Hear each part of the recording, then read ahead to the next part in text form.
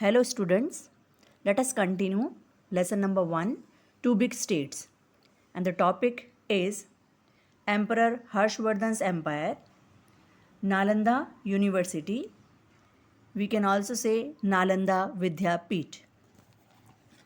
Nalanda Vidyapeeth was a renowned university in the kingdom of Harshvardhan.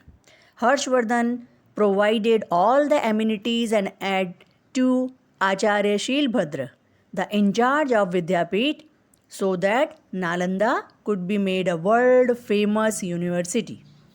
He gave 100 villages for the maintenance and financial aid for Nalanda Vidyapeeth.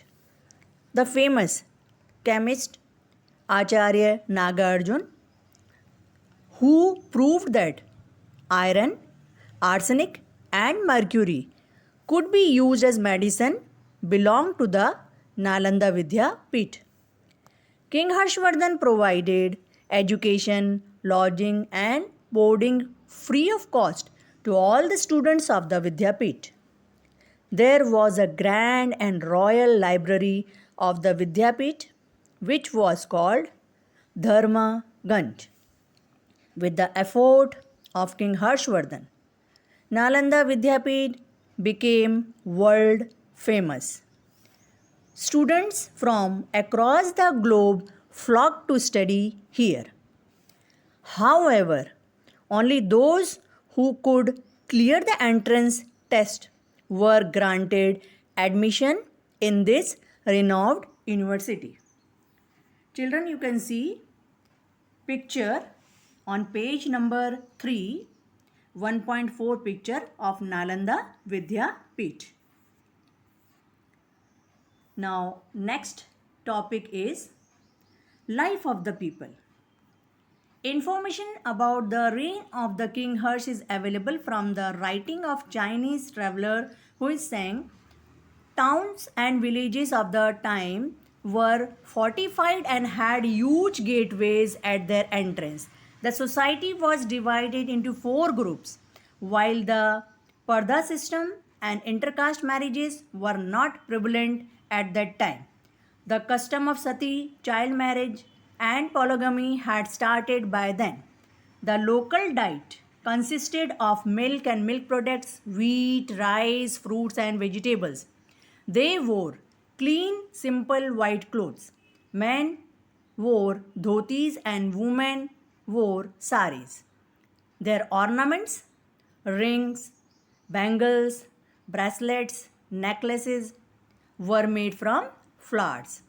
Chess and games of dice were popular means of entertainment. Acrobats and conjurers wandered from village to village, entering entertaining people. Farming and animal husbandry were the main occupation of the people. Land revenue was 1/6 of the production. Internal and international trade was carried out by the Vaishyas. A highway from Patliputra to Brugu, Kutch, that is Bharuch, port was built by the state for trade and transportation of goods. Gold and silver coins were used for commercial transactions. Ornaments, statues, ivory, and carved wooden pieces were exported. The export of different materials from India increased her prosperity. During the reign of King Harsh, India had good business relation with Rome, which led to the inflow of gold in India. People followed Hinduism, Buddhism, and Jainism, but were tolerant towards other religions. Now, children, on page number 4, you can see the picture 1.5 of Huinseng and 1.6 route of Huinseng's India tour. So, please go through it. Now, next is Huinseng, period 629 to 645 CE. The Chinese traveler Huinseng visited India during Her's reign and studied Buddhism at Nalanda for 5 years. Things to know: Huinseng stayed in India for 15 years and visited different places. He has described the social, political, and religious condition of that time. In 645 CE, he returned to China via Central Asia and took with him many books, relics, and statues. During his stay, he attended the sixth Buddhist religious congregation at Prayag. Next topic is Huiseng has noted that there were 100 Buddhist monks in Her's kingdom.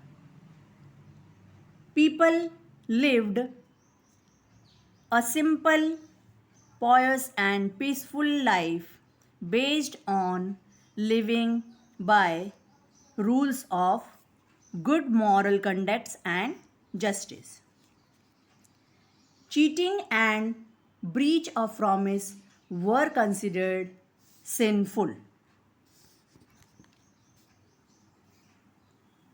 So, student, now next state is Vatapi, which I will explain you in the next video.